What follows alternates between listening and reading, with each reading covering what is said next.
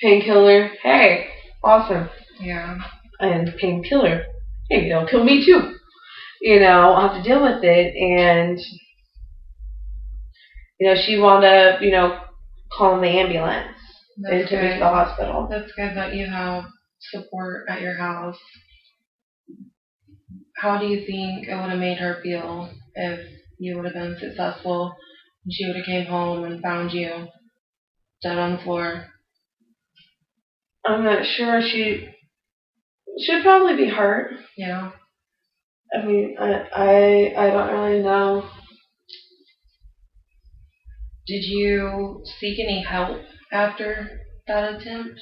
Mm-mm. No, you didn't talk to anybody about it, or not really. You just kind of went to the next day? Yeah.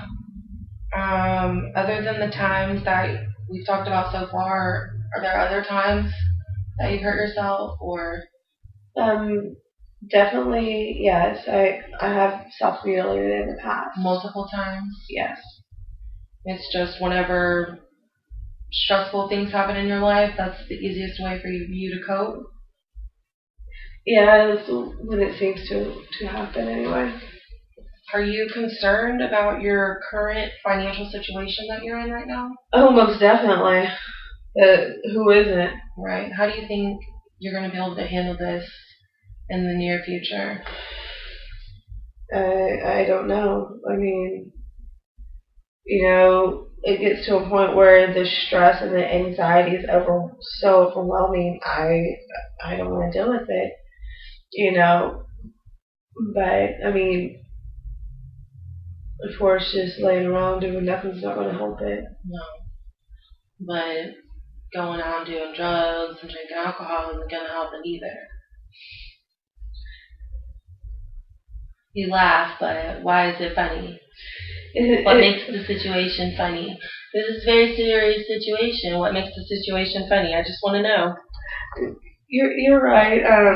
I'm sorry. There's just this is how I deal. I mean, it is a serious situation, and I mean, there's no real humor in it at all. Quite tragic actually. But there's only so many tears I can cry, so much anger I can hold inside. It's like, well, what else do I do? Right. It just feels like it's easier to laugh about it. Just laugh it off. Like it's no big deal. And it doesn't exist. Yeah. Do you know anyone that's committed suicide? Yeah. Yeah? Yeah. Who's committed suicide? My sister. Your sister. Were you close to your sister? Fairly, yeah. Do you blame yourself for your sister dying? Sometimes. I mean, it's like maybe if I was a little bit more supportive, been there more to listen to her, maybe if I had allowed her to talk to me, maybe I could have talked her out of it or something. Right. Do you wish you could be with your sister again?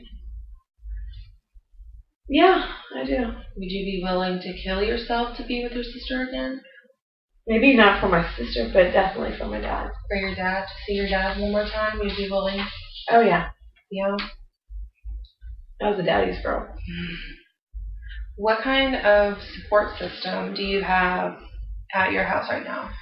It's an awkward one for sure. Just due to the history me and my roommate do have and everything, she doesn't know how to handle certain situations or deal with it, and so it makes it awkward to talk about when the few times I do want to talk about it, it's awkward. Like, I know she cares, but she has her own weird way of showing it. Do you feel like she understands what you're going through? Or is she easy to talk to? I don't really feel as though she does understand, quite honestly. And some days she's easier to talk to than others. It really depends on what kind of mood she's in. Yeah. Have you ever tried to reach out to anybody else about your suicide attempt? Yeah, one time. One time, who did you reach out to? Kind of somewhat my mom without her knowing that's what I was reaching out for. We had gotten into it, and at the time I was seeing a counselor, and not for any of this though. It was because I was this angry Helen 2 feet teenager, Right. and I was like, well, I want to go talk to Miss So and So. So she takes me, and I wanted to talk to her about like the thoughts I was having and everything because I really did. I had been doing good at the time and not trying to hurt myself, and at that moment I wanted to, wanted to talk about it, but I never got a chance to. It just got turned into I needed to listen to my mom and do and obey her and that kind of thing, and do you think that pissed me off even more. Yeah. Do you think that if you would have been able to talk about those issues when they first started happening, you think that you would be going through some of the things that you're going through right now?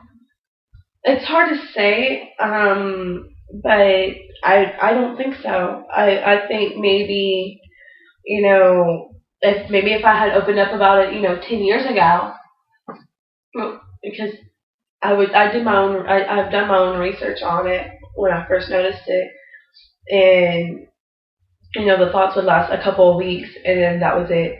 They would go away for a while, then they'd come back. Right.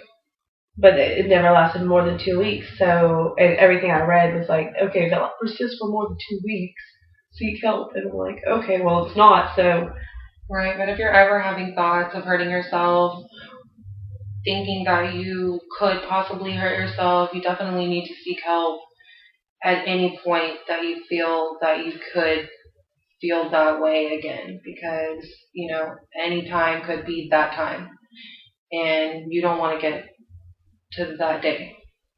So that's why we're here now, to prevent you from getting to that point of feeling like you just absolutely cannot make it one more day.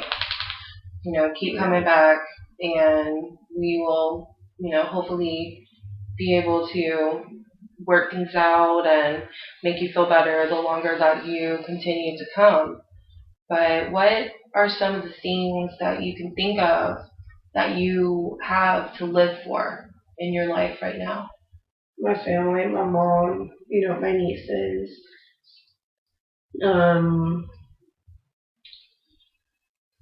They would all be pretty sad if you were successful in killing yourself, wouldn't they?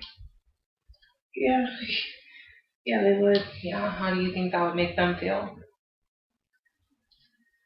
Oh dear. Freaking waterworks are trying to start. It's okay. But they would be devastated. I don't think they would know why or anything.